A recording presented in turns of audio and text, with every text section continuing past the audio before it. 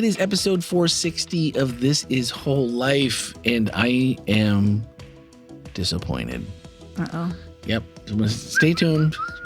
For all of those that may be new, just catching us for the first time, we are the This Is Whole Life podcast from the Whole Life Church in Orlando, Florida. Today we are missing one of four, so we're down to three. Yeah. And we didn't have our guest, and that's why I'm disappointed. But as always, it's Dr. Lucas to my left. It is the other doctor to across the table, Dr. Bachman, and our lead pastor, Ken Wetmore, is on vacation in Guam.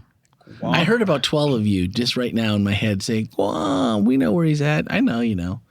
But I just wanted to make sure everyone else knew as well. Got to keep everybody in the conversation. Speaking of which, if you would like to join the conversation, something we said, something we didn't say, should have said, could have said, 407-965-1607 or podcast at wholelife.church. And it's always better when you're a part of the conversation.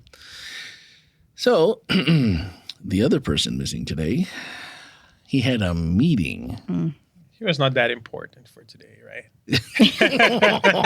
Oh my goodness. He was just a speaker. Wow, you are spicy this morning, Lucas. I know. Get an appointment with him this morning. You're on your own. So Freud Braz was our message deliverer. I want to make sure I got that last in there this past Saturday. But all right, as much as I'm like, you can't fit us in. Can't fit us in. Okay, you sure? Can't fit us in. Okay. But he did on Friday, and he did announced on Saturday that he is an official American citizen. Yes. So that was pretty cool to watch him hand-wringing in the office before he left. He was pretty nervous. Yeah. I was Although, like, you got this? And he's like, I don't know. We were going through some of the questions, and I said, Freud, you got this. Why are you even nervous? You're going to ace this thing. And of course, he did. Now, he gave us 10 of the easy ones in the message. So if you're wondering whether or not, that could you pass the tests, well, he said they were the 10, and they were overall pretty easy, but there was no stumpers. Sometimes you have to stop and think for a moment because I always assume that people are out to trick me. So I have to stop and think. And Melanie has watched me take tests of the, it's not the same, but the, what do you call them? The personality personality, tests. aptitude, Right. like what kind of a leader you are. And they just do it to mess with you. I will stand on this till I am dead. They don't mean anything. It's all just, there's no science behind it. It's just they ask you questions, the same question 10 different ways. And it's like, but give me the situation and then I'll tell you what the answer is. Because it would be different in 4 out of 6 different situations. My answer would be different. So I don't know. But see, the way that those tests are developed is the intention is to ask you the question 6 different ways, because how you answer that 6 different ways it's scientific. It should be caught up in that. Yeah. So it's not. However, I don't think we can trust any of Randy's test results because he just randomly goes through and is like, oh, let's see, A, C. I like to make it look like a snake on the if it's a vertical. I like to make it look like a snake. That's how I used to do the testing when I was back in the day. So, which is why there are grave concerns from the tester. Absolutely. And the only thing, if you trust my math, you're in even deeper trouble. So if there's no calculator that you can visually see, just assume that whatever I told you is really wrong. Really, really wrong. Oh man. So the name of the because we only had the single message here, and it's not part of a series, which we've all grown accustomed to. And this next week, it's going to be 2 weeks in a row, no series, because Ken is back this week from Guam, and so for Freud, it was new ID. Basically, what does our identity look like in Jesus? And he tied that into him becoming an American citizen, and going ahead and testing us on what we knew about being an American citizen and some of our history. And he mentioned that the Constitution is a living document that can be modified through amendments and such to, be able to be flexible and fluid should, and to continue to be relevant, I guess, to grow and adapt. And I was thinking, this is exactly kind of opposite of the Bible, or is it? Or is it just that we don't know what we don't know until we know it, and then it's like, oh, I guess there was room? Or is that dependent on us being able to say? Because he mentioned that when growing up, you have a set of rules, you have a set of ideas, you have a set of truths, as it were, that come from wherever, your pastor, your Bible study class as a kid, your parents, your grandparents. But I mean, that's just what they've decided, right? So is the Bible this living, breathing document that, or I think it depends on who you ask, because I would say yes for a couple of reasons. First, because with different archaeological discoveries, people will find out more about linguistics, about translation, about all that kind of stuff. So there are scholars that are continually working on new information that comes in that helps with understanding the text. And also, I think the application has to change over time with the context, because we live in a completely different context than when it was written. Of course, it was written over several thousand years. So even one context in one book is different from another context in another book. So, and even within the text, if you look at people's perceptions of the way that God interacted with people, you see God even adapting to circumstances. So I think everything about it is a living document.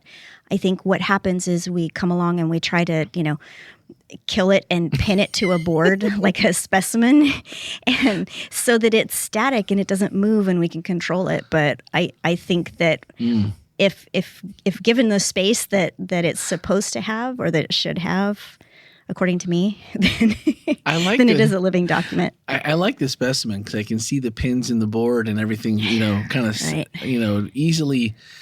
Easy to see each piece and where it is. I was picturing in my head, oddly enough, the murder board and the police station where, this person's connected to this person with the yarn and the pictures and the... Oh, wouldn't that be fun? We should create one of those, the biblical version, because... That'd be great. We could have done that with, the story of Esther. We could have done it. I think it'd be hard to do one of those specifically, because have you ever seen the map that is, it's like the world history map and how the Bible fits into it? I mean, you literally, they print this thing and it's like a 6-foot by 4-foot map. Wow. And the writing is so stinking tiny that you have to get a magnifying glass, and then you're trying to find these little lines and follow them around, because it connects the Bible to history.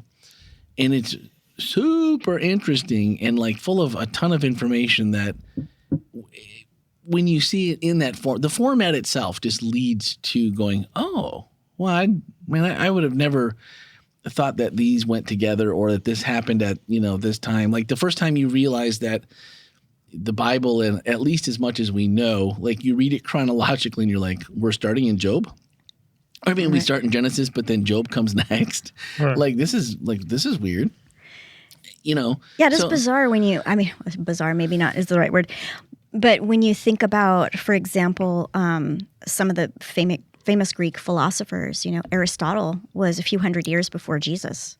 Right. And you would not necessarily, I would not necessarily put Aristotle before Jesus. Seems like he would come later, but no, historically that's how it happened. The periods that things take place, or that they when people are alive and different events take place, it's really.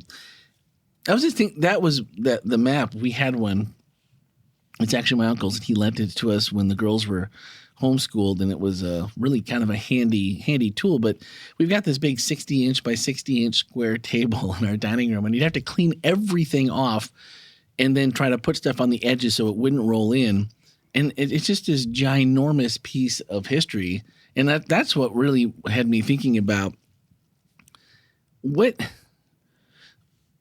so if we would agree, and I do as well, that I think there has to be context. There's the time that everybody lives and how God treats people, and seemingly similar situations, but treats them very, very differently, that it has to be this living document that we can still find new truths, new light, new belief in.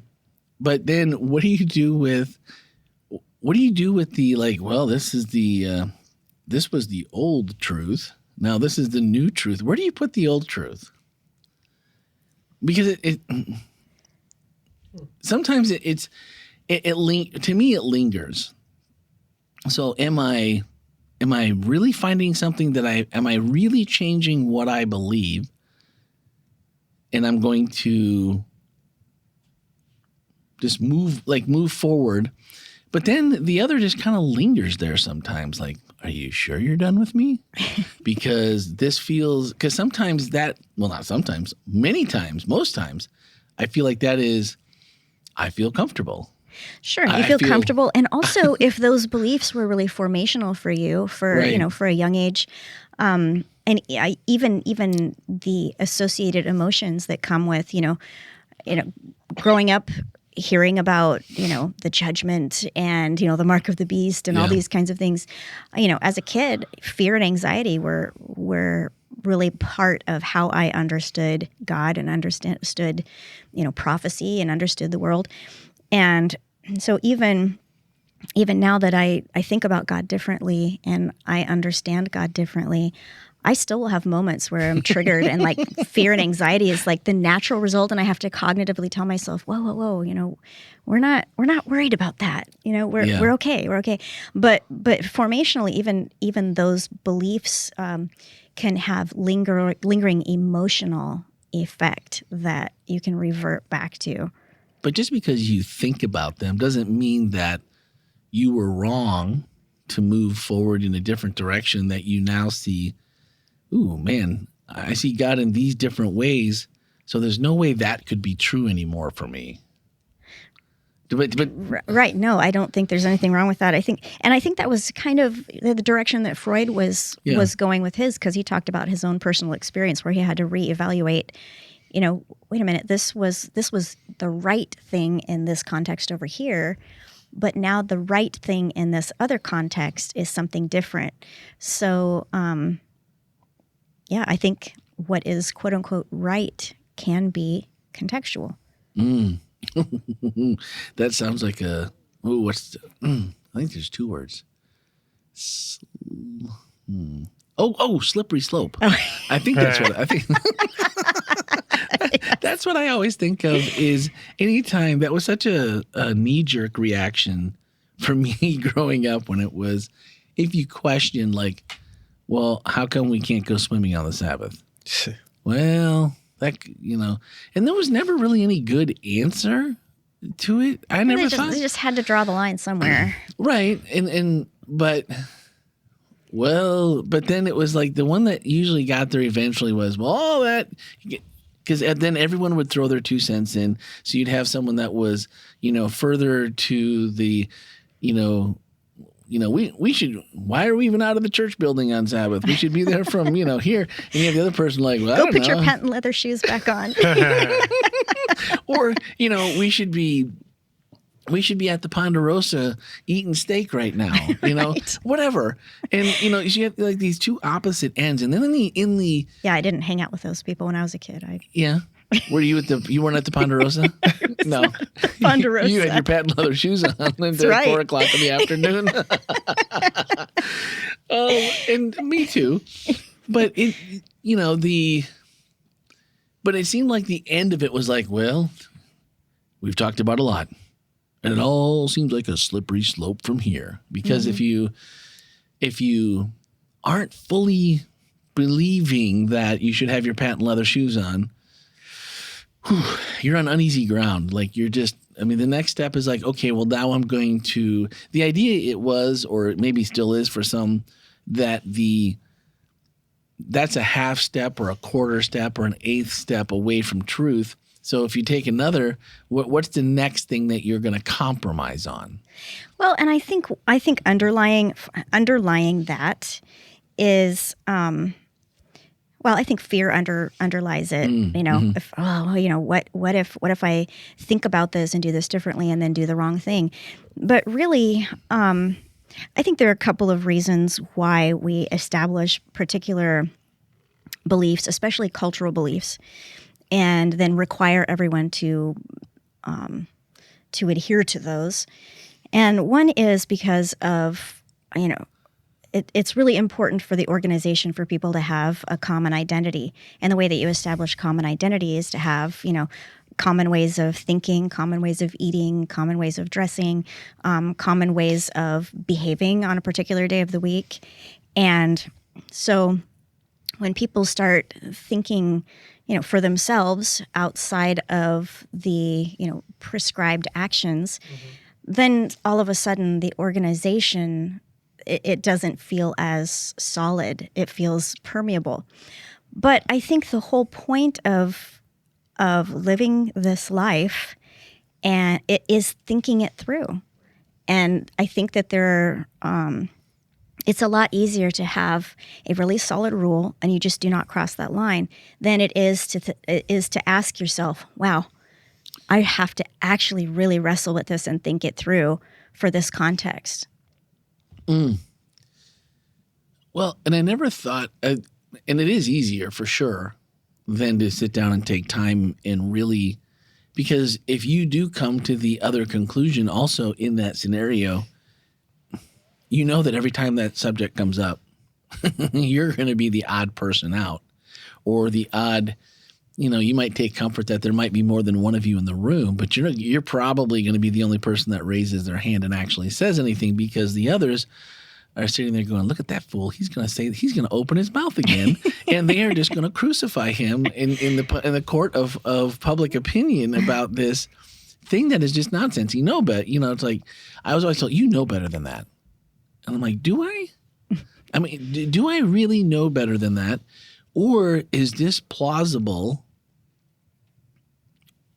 enough that I'm not crazy, and maybe can we both be right if that's what if that's where God is leading us? Can we both be right if you say, I need to leave my patent leather shoes on because that's really, on my Sabbath, I'm not giving up any moment of that for anything else because this is how I find God. And the person that's swimming and playing in the water going, man, I love God's nature. I mean, is there a... I think you should act according to your own conscience. Yeah. And I think that's what our denomination was built on in the very beginning, was people had to act according to their according to their conscience, and also according to their conscience. But if you look at Jesus, there were times when in the court of public opinion, he was doing pretty well, but then there were a lot of times when he was not doing well.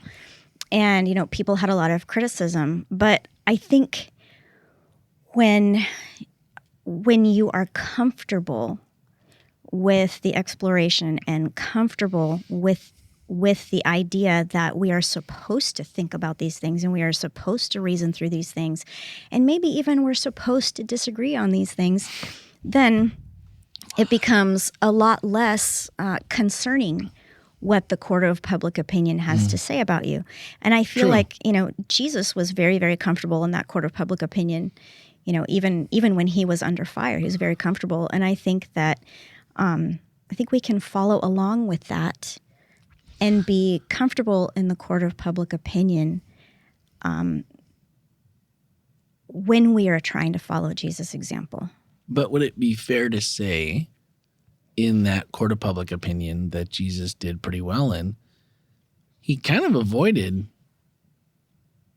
his hometown after they tried to throw him off a cliff? Well, I mean, it's like, and he said, a prophet's not welcome in his own hometown.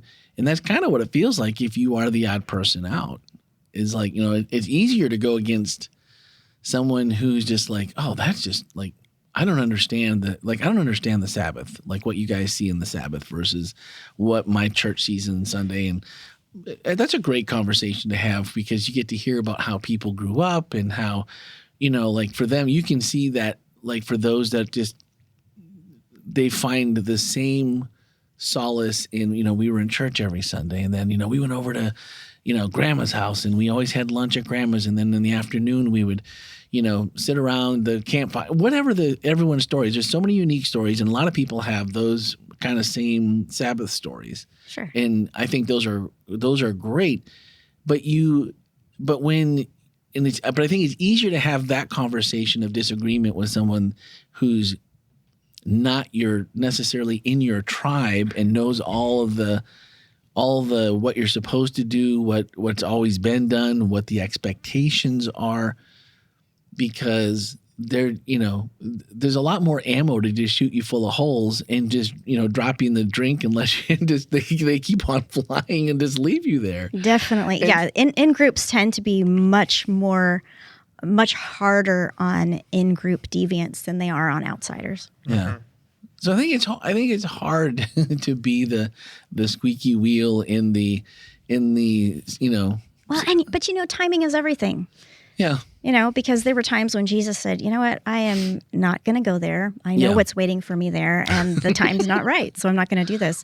And I think that we can be just as wise and just as judicious with the conversations that we have, and even thinking about our motivations behind conversations. What am I trying to do here?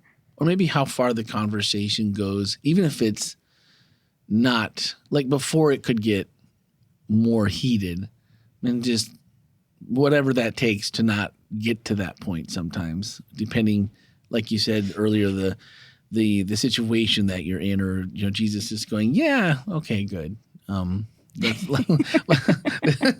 Let's save this for. I don't think I'll cast my pearls before these particular swine.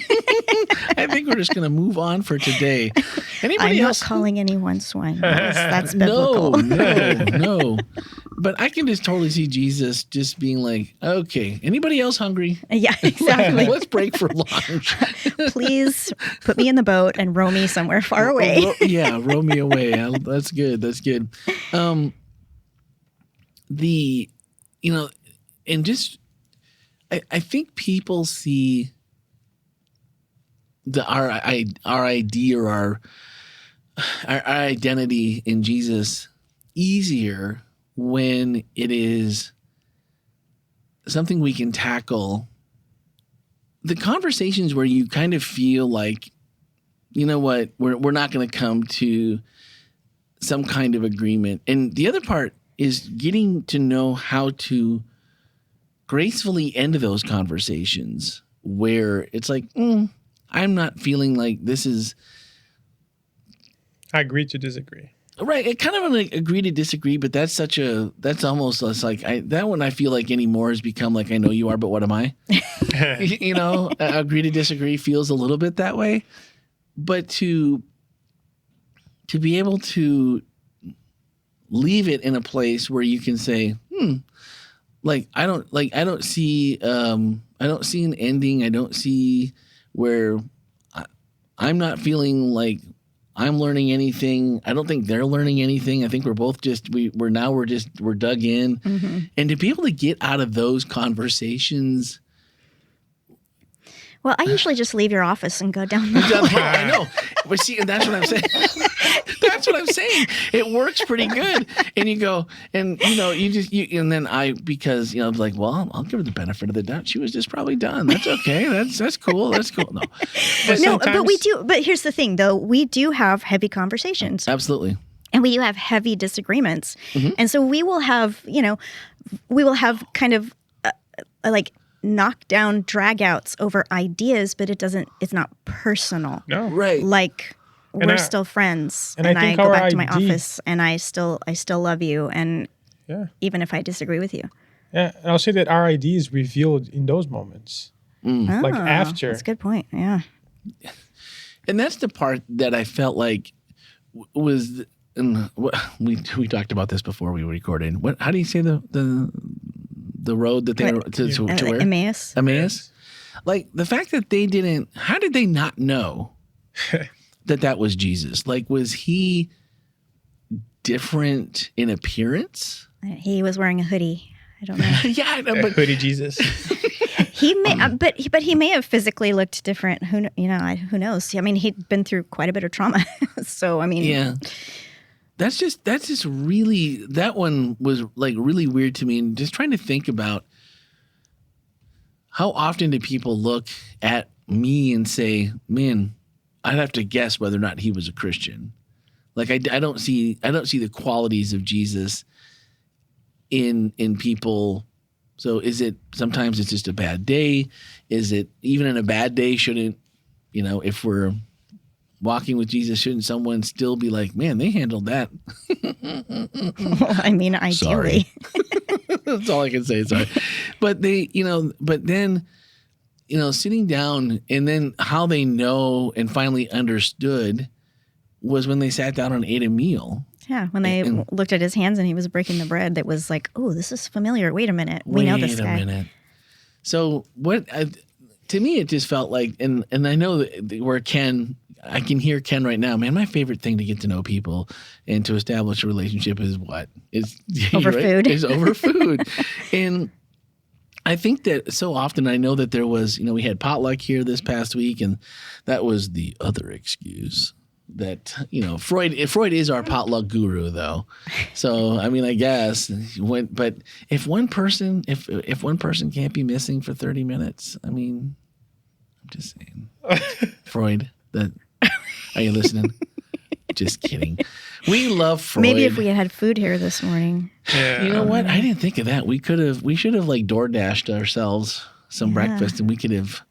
It's hard to speak into a microphone with food in your teeth. That's true. That is It's probably better not. Yeah. But you know what I think is cool about that story?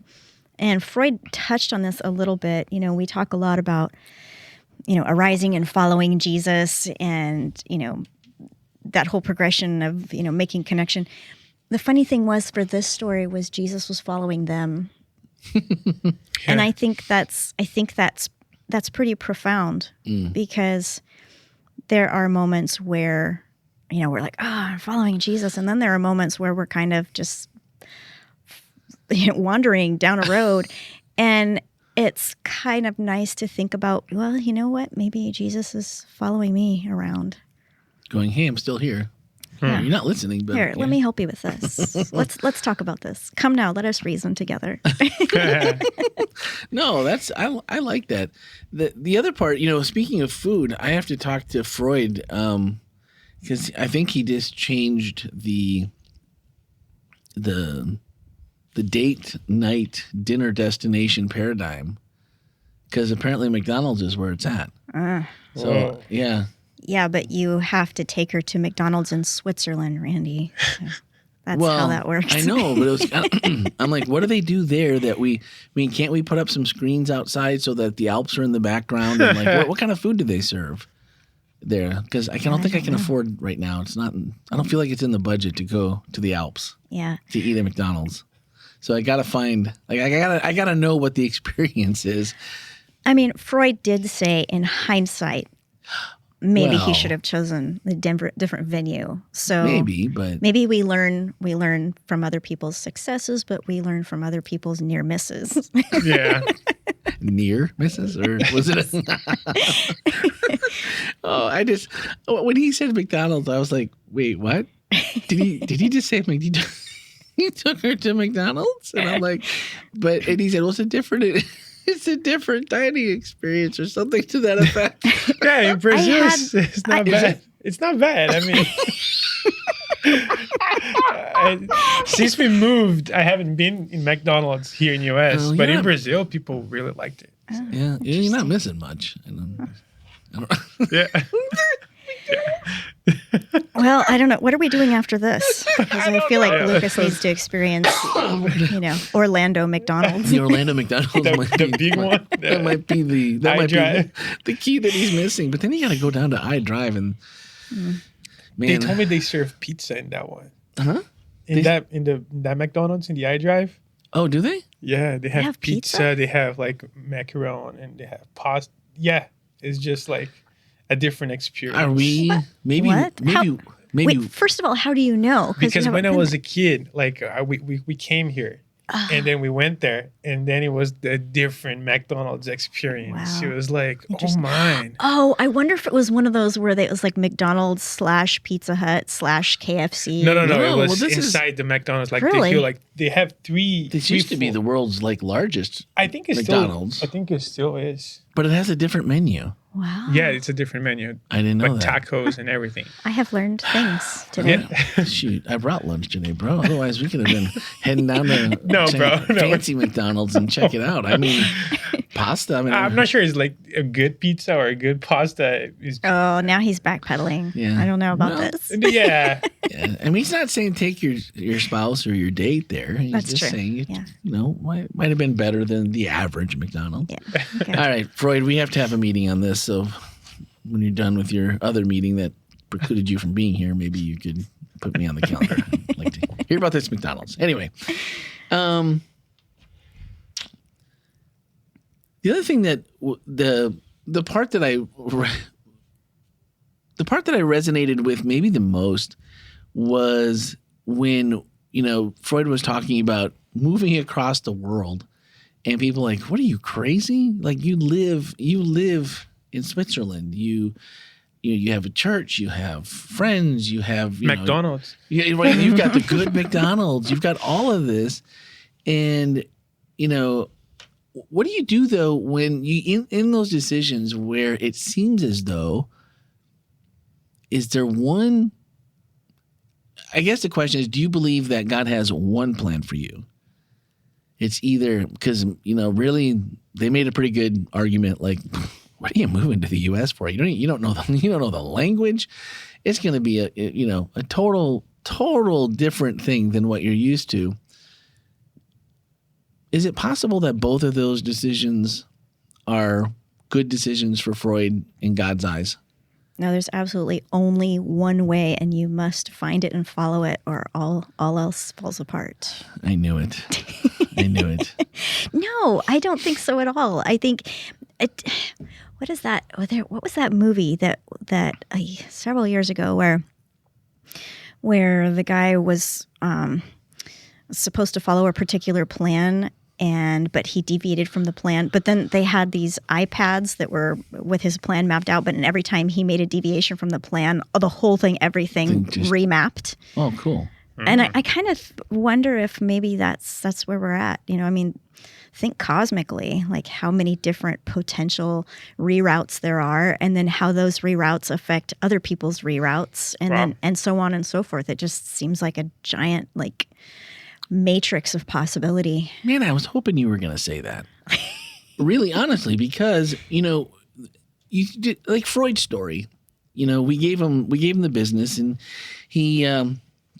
he went against y'all's wishes about preaching in French, which was voted on in our Discord. So, yeah. I mean, I do want to, just I guess he thought his vote just sort of was bigger than everybody else's vote. Right. So, we just, we take all that into account. And, but you look at Freud's journey and how many different places he's lived, how he's ministered, and all of the details. Like Freud knows, without, I don't think, any reservation, that his job is to be in ministry. I think that's what God created him to do. I think that's pretty obvious. Yeah. And he's really, really good at it. But how we do it, and I'm as a church as diverse as we are, there are going to be, from what we've already talked about, those denominational issues. There's going to be life issues. There's going to be the way that, the cultural issues of ways that we were raised, the things that we believe, political. I mean, let's not even open that can. But you add all of those together, and if Freud has found, you look at Freud and his family and the work that he does here, and overall, I would say Freud is just like an overall very upbeat person. He's friendly. He has an amazing family, Deanna and Nicholas, and who knows, maybe more to come. But in all of that, no matter what the decision or what the beliefs were, and while one person or one set of friends over across the pond are like, you are crazy, don't do it. And of course, we didn't know we should be fighting for Freud to be here because we didn't know we would meet Freud. But now we're like, oh man, I'm so glad that Freud made that decision to do that. And the difference is, I guess my point is when we get to those decisions is we all are walking together, and you have to walk with, at some point, unless you're just going to be a loner, which is a rough road to go. But if you're going to be a part of a faith community, like we all have to make these decisions. We all have all of these differences. But if we can just say, even if we, like you mentioned before, even if there's things that we vehemently disagree on, to just not take them personal and say, man, I that's fine that we don't think alike. I still really enjoy your company. I enjoy your laughter. I enjoy you still bring me friendship. coffee. I still right. No, right. I mean, but like I still want. I mean, it just doesn't change why I want someone in the room with me or doing ministry with me that I know makes their part of ministry better. And just like that, for all of us that just we're not on staff, but we're all in ministry, we're volunteering, all of that together. We had people show up this week to help us shoot a video for SNL from the newly created comms creative team. And, some were able to help, some just, came to meet up a little bit. And it was really good. And as I'm looking at all the differences of the people that showed up and the people that we recruited in the lobby, and I am sure there are hundreds of things that we disagree on, but I just don't care. As far as I would rather just be your friend and find, the other fun stuff about how you were raised. Like, hey, McDonald's is killer. Cool. Let's find out about let's go to McDonald's here. Let's throw down and let's go. Well, I think one of the things that we have had to deal with in our society are polarities. And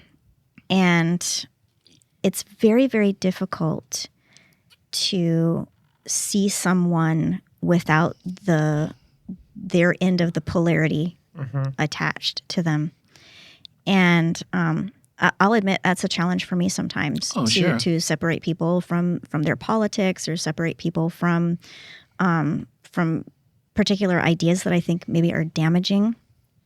But I think that if we can find the areas where we are not polarized, we can affect good together.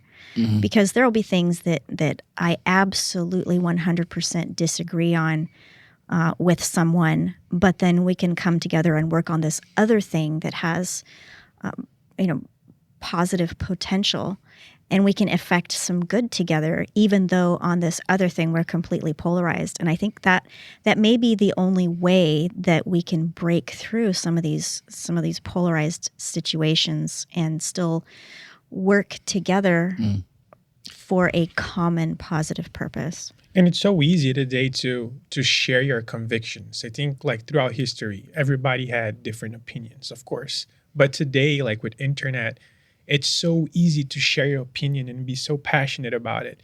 And if we had the same intensity to overcome our convictions, to treat each other well, we will be in a much better place.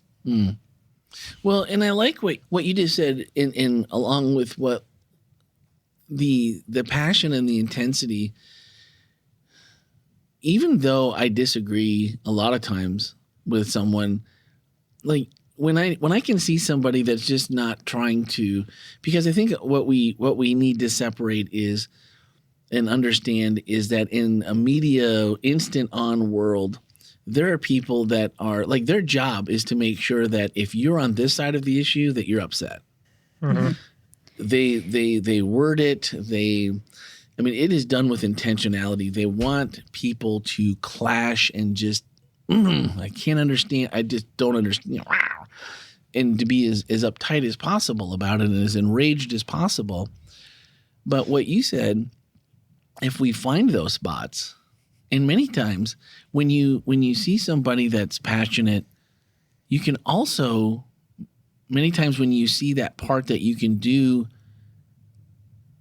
the good together, that part, when you see that in somebody and you get to experience it and you're like, wow, this person, has a great heart. They love whatever this ministry that we're working on, this project, and they do things with excellence, or wow, they're all over the place, but they are so creative. Like whatever their gifts are, then the opinion to me, because it's designed to make you think that other people are not good people. You're supposed to be mad at them. We can't disagree because then I don't like you because you're bad. Because anyone with that kind of an opinion is bad. But when you see the good and you can participate and do the things that you do well together, then I think the opinion becomes, at least personally, the opinion on the other things become pretty much, whatever. That's, you're going to do what, when you go to the polling booth or the voting booth, you're going to vote the way you're going to vote. I'm going to vote the way I'm going to vote. Or you're going to buy that crazy electric car, and I'm going to go buy the V8 and I'm going to buy the gas guzzler. Right. And we're all going to sing very, Kumbaya. very specific.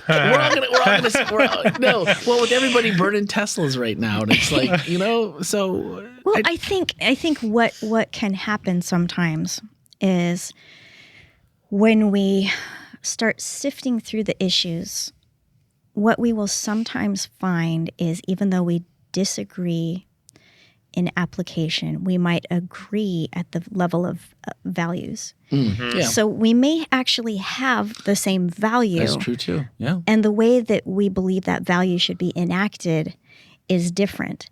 And granted, that can be really, really hard. Sure. Yeah. And there are some times where we have to fight. We have to, because it has to happen. But like, just for example, I know that not everybody here aligns theologically on some particular issues. Mm-hmm. But what we have is the underlying belief that everyone should belong, everyone should participate, everyone should have community, and everyone should feel loved and connected. And I don't care where you are theologically, if we can agree on that piece, that value, we can still work together. Yeah. Because the details can be, you think about the emails that we've gotten over the last 3 months, and there's so every subject that has gotten just like people upset and just a little bit hand wringing and a little like, oh, what about this and what about that? All of those are like such nuanced issues that the other part of it feels like that's what our political establishment and our media establishment like to keep us focused on, are all the big issues that just don't have an easy fix. Wait, right? aren't we media? We are, but I feel like we're not. I'm excluding us. We're the good guys. We're the good guys, and I think that's pretty evident. But sometimes, like, okay, we're not gonna solve those issues and agree on everything, right? And so maybe, can that wait while we actually figure out how we can do ministry together, how we can do life together, and just kind of put those to the side? I think some things can wait and some things can't. Yeah. I think we have to be judicious about deciding, can we agree to disagree over vehicles? Sure, we can do that. Can we agree to disagree over people's safety and people's rights? I'm not willing to agree to disagree over that, because I think that that there are people that need to be protected from those who would want to take their rights away, or who would like to see them disappear from society. I'm not willing to back down from that. But Randy, you drive whatever you want to drive. So I think we have to pick and choose what's important. Well, someone at this table. You're welcome. I just wanted to tell you you're welcome for me giving you permission to drive whatever you want to drive. Well, I'm happy now. I've got my V8, right? I'm happy. Go right? for it. You see my friend. Have you seen the smile drift from my face since I've owned that vehicle? Have you? Have no, not. Of course not. And so anyway, no. I think when it gets right down to it, there's so many opportunities. And here, it's hard to explain unless you've been to a church that really doesn't offer any of it. But what we have here at Whole Life is pretty special in that there's going to be tension because there's all of it, and there's a learning that has to happen, and there's an understanding that has to happen. And that comes with, just like the story, sitting down, eating together, and finding ourselves in uncomfortable conversations at times, having to apologize because I didn't know what I said was, in the way you grew up, that would not be considered something polite or appropriate. And those are all things that, they may not always be the most fun, but at the same time, when you move from a place where everyone looks like you, talks like you, thinks like you, and you move to some place where there is so much diversity, sometimes it's you actually have to be challenged. It'll make your head spin. And that's been one of my favorite things from moving from the Midwest to moving to Florida and moving here in Orlando is the amount of different thought you have to process in your. You can put it off, but it's still going to be there because I feel like those are the things the Holy Spirit's are like, I think this is something we need you to make at least a 30 or 40 degree turn. Maybe you got to veer. Sometimes it's like, no, just 180. Let's go back the other direction. You're way off, bro. And sometimes it's 1 degree at a time, but we'll take it. But we'll take it, right? And so I feel like when it feels like it stinks sometimes and you have that conversation, you're like, oh, that really just like ruined my weekend. Or this person at church did this to me or said this to me or whatever. Also remember, this is a huge blessing to be able to be in that environment that challenges us to all think about who we are, what Jesus needs from us, and what our ID actually is. And what the ID actually, yeah. So I just think that's a blessing that we shouldn't overlook because even though sometimes it brings the uncomfortable, it really brings the growth too. And it's way more exciting to me than just like, well, why would I need to talk to anyone? I already know. We all agree. Yeah. Sold. To the lady with the dog in her lap under the blanket. Yes. Is she finally asleep? She is zonked out. Wow. I think she's enjoying being wrapped up in this little blanket she has from home. So. Oh, there you go. She has no idea she's going to see her parents tomorrow. Little Maisie. Don't tell her. Little Maisie. Yeah, as soon as she hears, boy, too bad we didn't have the, oh, yeah. We could have someone's voice. That would do it. I wonder what would happen if I put on a sermon and see what happens. See what happens. Yeah. Well, anyway, if you, we'll try to get a picture of Maisie here and post it on the Discord because from my angle, it's already pretty cute. And she's hanging off the edge there with the head down and she's just looking as content as possible. But anyway, so next week, Ken is back. What are we talking about? Next week, we're on the first. We actually do have a series, but it's not going to feel like a series. Right, it's a two-part series. Two-part. And in the middle of the series, we have church retreat. So, but the first one is on our mission and values, and then the second one is on our vision. Live with purpose. Lead with purpose. That's right. Live with purpose. So that leads me to my last thing is absolutely do not miss church retreat. Yep. We have lots of cool things planned. And even if, this is my contention, and you can take this however you want to, but if we did half of what we normally do at church retreat, we'd all still have a really good time.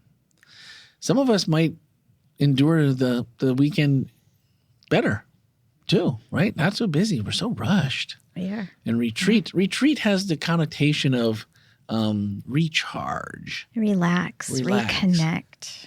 And I would say that we probably... Breathe. Yes. Breathe. But I feel like we probably reconnect pretty well.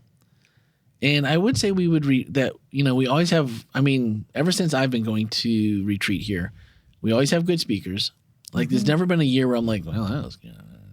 Yeah, I actually had somebody tell me the other day at church that they had Heather Thompson Day as their communication professor. Wow. Oh, really? And they said, "Oh, she's fantastic. You're gonna love this so much." So really looking forward to it. WholeLife.church/church retreat has all the information, even a little bio and some books by said Dr. Heather Thompson Day that you can pick up on Amazon if you're looking to get a little bit more acquainted, because you've only got about a week and a half. And March 31st is closing in quickly, meaning that you've got 6 days to register. March 31st, registration from today. closes. So if you're listening to it on tomorrow. Wednesday, yeah, no, so you 5 have days. 5 days. 5 days. Ooh, 5 days. Speed it along. Speed it along. Yep. We got a trip to Cape Canaveral We do. on Sunday, because we love you all. Because we love you. And we want you to doing this for we you. want you to laugh. Yes. So we won't tell you what that's about, but No sleep till church retreat. there you go. So make sure you get registered. I've only this year, I don't know, maybe we've just been doing a good job. Maybe Karen's just got this down like to a science now, but I've only had one person reach out to me and say, I can't get registered. Huh. Oh, no, it was meal tickets. Actually, it was meal tickets. Gotcha. They didn't. I think they missed the part in the registration. They were looking for meal tickets in a separate place. Yeah. Speaking of which, if you don't have meal tickets, you better get them now because they will not be available for purchase. That's right. Once you get to camp. So wholelife.church/ you will be retreat collecting top 10, and that is berries also in and there. fruit and nuts and grass. That's it. And or someone will have mercy on you. and I well, I mean, there are, Winn-Dixie's not too far down the street. And there you go. And, there are some decent restaurant options there as well. So I mean, And we're whatever. back to food. And we're back. Well, we'll finish with food because There's definitely a McDonald's. Okay. well, I know, maybe High Springs. High Springs might Maybe. have a McDonald's, and then I don't remember one off the highway. But Miapa's, if you're looking for some Cuban, that's super good. And their coffee, their Cuban coffee is pretty good. Yeah, I haven't had anything from there that I've been like, I can't believe I ordered that. No, it's all been good. So, but yeah, meal tickets is the big thing. wholelife.church/retreat top 10. There's 10 things you absolutely need to know. Don't leave home before you check that list because you'll be like, oh man, I didn't know. And Randy will say, I told you so. And I'll say, I told you so. So we'll have that in the show notes and in the Discord. Oh, so also, make sure you check that. Random, I just thought of the name of the movie I talked about earlier, The Adjustment Bureau. The Adjustment Bureau. Yeah, so there you go. If you want to watch a movie that gets you thinking about fate and destiny and choice and free will, there you go. All right, adding it to my queue. Man, it's going to be a while maybe, though. My queue keeps getting longer and longer. Yeah, mine too. All right. Well, the queue is short for registration, so get on that right away, right? Because in 5 days, it's not going to matter whether you thought about meal tickets because registration is closed and there are your tickets in registration. So no go. But hope to see you all there. Friday night is going to be fun. Yeah, we're having haystacks on the lawn. Haystacks on the lawn. Yeah. So bring that blanket and chair. That's also in the top 10. So I've given you already 2 out of the top 10. We're going to do some fun acoustic music, and we're going to have our speaker's going to speak from the lofty platform of the hay wagon, I think. Oh, yeah, that worked out well last year. Yeah, it's pretty fun. And if you don't get to make it, if you're one of those people that are like not even close to Florida, don't worry. Friday night and Saturday messages will be available in podcast form as always. And then our podcast, just like one other reason, like, hey, if you're Dr. Heather Thompson Day fan, you might want to come and hang out at the podcast because we will be meeting with her at the King Chapel Saturday morning. So we'll have a full hour with her. And if all goes well, Lucas will be on the rover mic and we'll be able to have you ask questions of her. So that could be fun too. Yeah, sounds great. Okay, that's it for this week, guys. Thanks for listening and have a great week.